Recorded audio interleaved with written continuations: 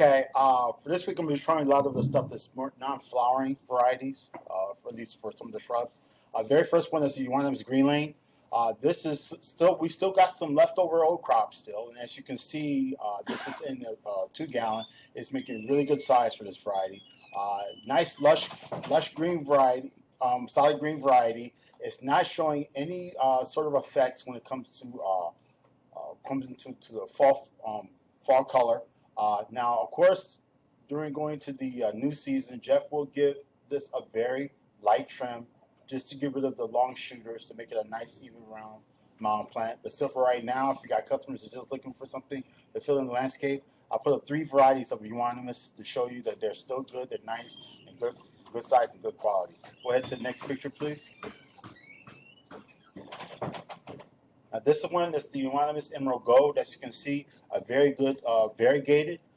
For those who just want something that's non-flowering, or not big for flower, but at least something that's showing some really bright, lush color for the landscape. This is a good choice to pick from right here. Usually, this is once again, this is my still leftovers from the season's crop. As you can see, oversized when it comes to quality. Nice, good, clean foliage, still good for fall interest. So I just want to try to get some of these out in the yard, in the customer's yard, before the season closes. Next picture, please.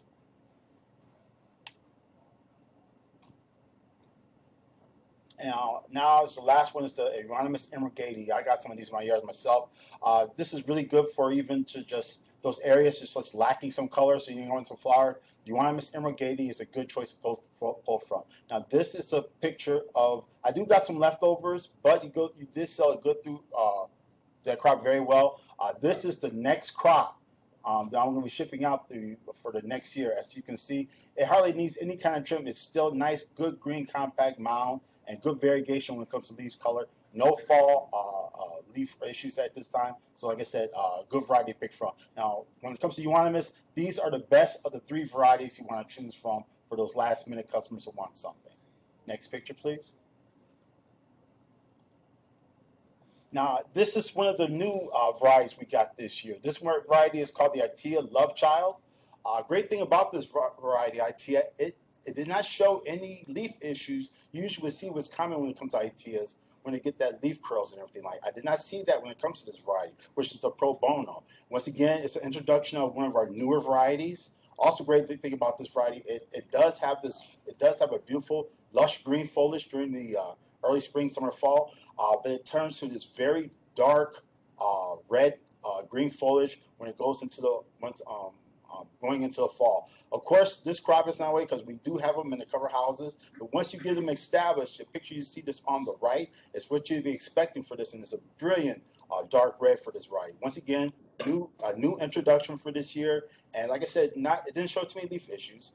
One thing also to keep in mind, we've been having issues about that with customers asking, because these are in cover houses, they don't get the full effect of being outside, so they don't drop their leaves as quickly as you would if you had some outside. So next year, when you start selling more of these, customers start getting them, they might receive them, and they might see leaves falling off, and that's just still last year's leaves falling off these varieties. Now that's for all Iteas you may see for that, because we do cover it early compared to, because we just can't wait. But like I said, new introduction, beautiful red for the fall color. Just keep that in mind for next year. Next picture, please. Another great fall interest is the Yucca Filamentaceous Color Guard. As you can see, no fall color issues with this variety. Beautiful, variegated yellow-green spike type varieties to it. Good for areas that's like low maintenance. You could just basically just keep a water on these and just walk away from the landscape. We still have 908 of these varieties available. As you can see, it's showing some really good foliage still. Great thing about this, it will give you a single spike of beautiful white flowers once the plant is established. So there's something else you want to keep in mind. Next picture, please. Now, this is one of my, these talk about varieties. This is the Lusgustrium Ibolium. What's great about this variety, this is a 2-gallon. As you can see, this thing is already reaching 36 to above when it comes to size. Great for you want to make that landscape border. I don't know, will we do a trim on these when it comes? We'll trim back next spring. Yeah, Jeff says he. Similar to you want. All right, we will give a trim to these varieties because he's going to make it more compact and let it flush out more. But if you still got some customers that are interested in this for some type of landscape border, this is a really good choice to pick from right now. Because like I said, you're getting a 3-gallon, almost 5-gallon price size for a variety that's in a 2-gallon. Next picture, please. So this past week I saw a lot of Stil being pulled, so I wanted to throw one of these up here for you. The chocolate shogun, probably my favorite variety just because of the dark leaves. Not so much green here, and these aren't showing too much of the fall colors yet. Nice big can full plants. Obviously no flowers on these right now, but they'll flower in the spring and they'll be a nice light pink color. But the leaves are a dark green to purple, which is a really awesome color for the Stil. So if you're looking for a border plant, these are really nice, ready to go, and we have almost 800 of them left. Next picture, please. The Hosta Cathedral Windows is a newer plant. It's an improved version of stained glass, and it has similar variegation to Hosta Guacamole. Best in a woodland habitat, a little bit more shaded. They do get really big, broad leaves with the dark on the outside and the green, light lime green variegation on the inside. Almost a white variegation inside. Just work through it. Just work through it. Just work through it. Just work through it. Big, broad dome leaves. Once they get to be a mature plant, these leaves are going to be absolutely massive. So if you're looking for a big, larger size border plant, this is a great hosta for you. Next picture, please.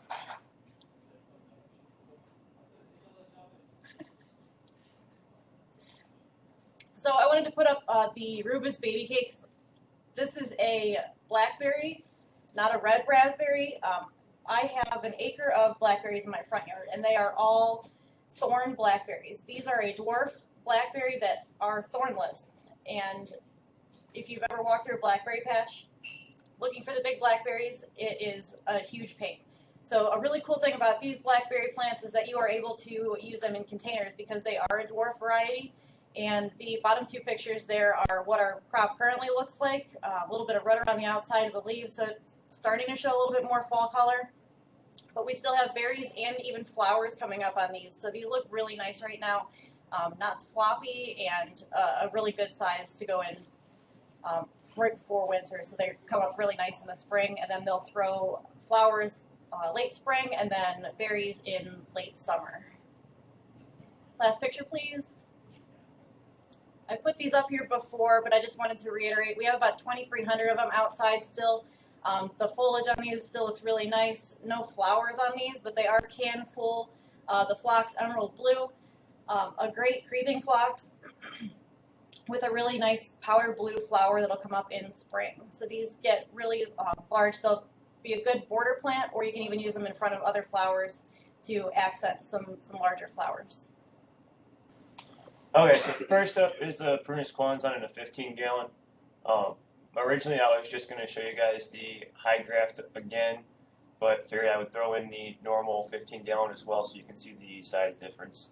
The high grafts, they are grafted about 6 feet up, so keep these in mind for street trees, city projects that are going to be coming through for quotes this winter. I don't think we've sold any yet so far, so there should be 250, 300 plants that are available. Starting to show a little bit of fall color, but these things look phenomenal. So keep these in mind for your spring sales. And next picture, please. The Malus Argentina. This is the 23 crop. We have started going through to see what we can roll ahead. And this is one example of what got rolled on. As you can tell, these things are not small compared to any other older crops. That is a picture of the head. It's over 3 feet wide. So when we're rolling these things ahead for the next cell year, don't hesitate on the size and the quality. We are making sure that they do meet spec and they look really good. So also keep that in mind.